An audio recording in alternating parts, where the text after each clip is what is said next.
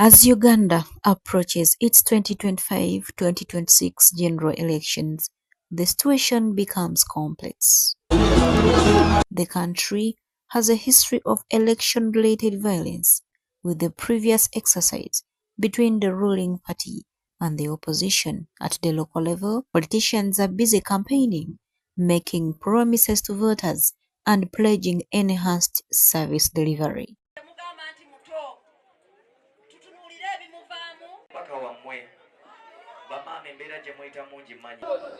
Yes.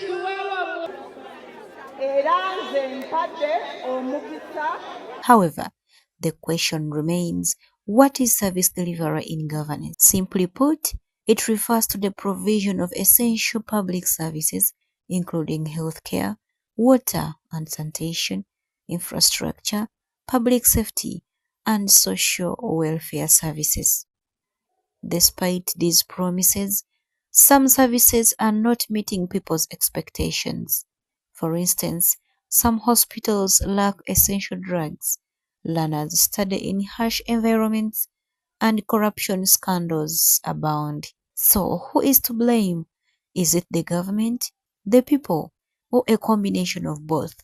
What role do politicians, the media, and other stakeholders have in ensuring effective service delivery? UMWA's two-day training aims to address these gaps in public affairs reporting.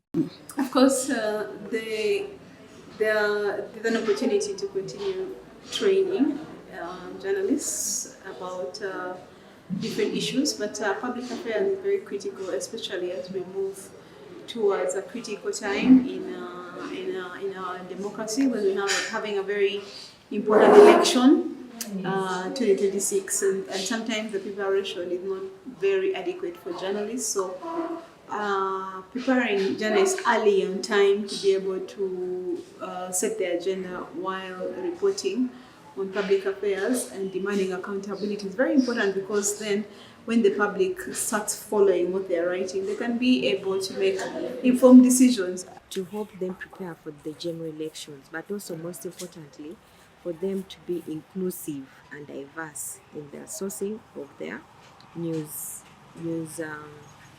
sources when they go to the field. And also we are heading to elections. We know that usually journalists wait for the deadline when the elections are happening a month or 3 months too. That's when they start looking out what has been missing, what was the manifesto saying about ABCD. So this training is to help, we know it has started late, but it's meant to help prepare journalists for the elections, bearing in mind that they should be very inclusive when it comes to representing all the voices. Well, we realized that journalists lack knowledge on reporting on public affairs.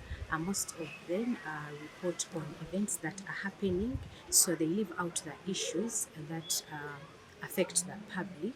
So today we have trained them to give them the knowledge and the skills of reporting on issues that affect the public, and also be inclusive and deliberate while they are reporting. How about journalists themselves? Did they have any knowledge, and if so, what could have hindered their reporting? Before this training, I used to look at reporting public affairs as any other story. Wake up in the morning, get a camera, go to the field, ask questions to whoever, and then go back to the station and write my story. However, after this training, I now understand that there are aspects related to public affairs that you must follow. One being accountability. Who is accountable for what and what? Things happen in government institutions, corporate institutions, and they go unchecked. So in that we see a lot of accountability gaps, and I think that's where we journalists we have to come in. Your laptop and you do a story without even getting sources, like maybe I'm supposed to interview this person who is involved in that in this press release. But now after doing this training, what I've learned is that you have to go deep down to the grassroots you know, the people who are involved. You even the language you're supposed to use when doing these stories. I've learned a lot. Knowledge gap within us, the media sector, and it has really been impacting, first of all, on the public, because we are dealing here with mainly the people.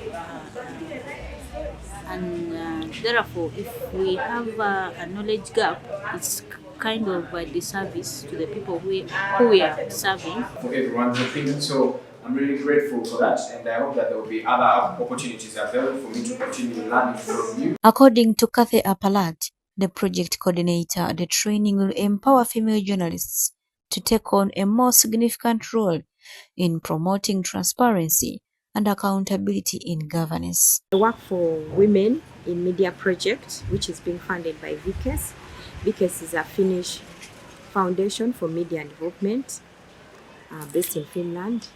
This is a one-year project that is meant to empower women journalists, but we are also working with male journalists, understand their manifestos, ask those tough questions, research, plan your story very well, and also that is the reason why after this training we are going to provide small grants to the journalists, the female journalists.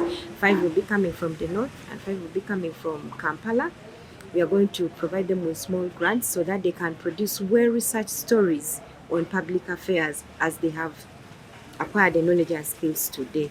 Naguja Serena, NSTV.